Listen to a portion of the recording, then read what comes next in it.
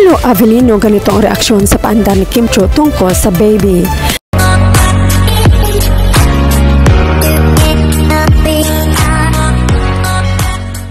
Paolo Avellino ganito ang reaksyon sa paandar ni Kim Chiu tungkol sa baby. Masaya ang aktres sa pagbati na ginawa ng kanyang makasamahan mula sa ASAP family. Sa video makikita na nagpapasalamat si Kim sa kanyang ASAP family sa pag-congratulate nito sa kanya matapos may tanghal na Outstanding Asian Star Award 2024 ang aktres sa Seoul International Drama Awards 2024.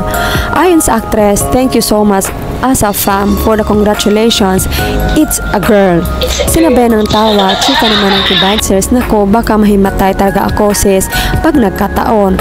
Naku Kemi, dami mong paandar, titrending na naman yan. Basta Paolo at Kim, sigurado usapan yan ng bayan. Madilang anghel ka sana Kemi, sarap isipin ano na magka-baby kayo ni Pao. Praying na magkatotoo Kim Pao, walang katulad, Kim Pao road to forever and ever.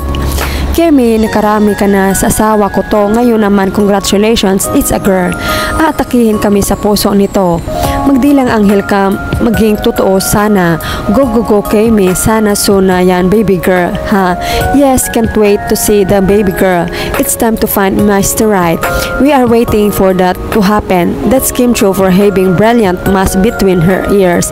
She knows how to take advantage of what popularity is, at the same time throwing a punchline that excites all her fans, at the same time touching the icon for her bashers to take the chance of bashing her, making her the more hotter, hitting the trending level. That's how she stayed up there instead of down there. Love you Kemi, our superstar. Excited kami dyan Kemi, kahit joke lang, basta Kim Pa lovers masaya permi pag sila ang kasama.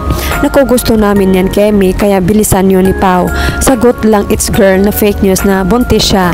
Sana po it's a girl kasi may boy na si Pao, kaya ka nagpakamalang buntis dahil sa kakulitan mo Kemi. Tuwang-tuwa naman si Pao, tawang-tawa pala. Kaloka ka Kemi ha, marami namang magdilolo nito. Parang mag-practice ka na ng gender reveal.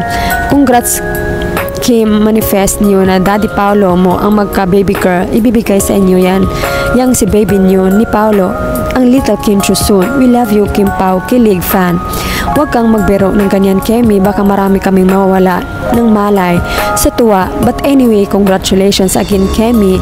We love you.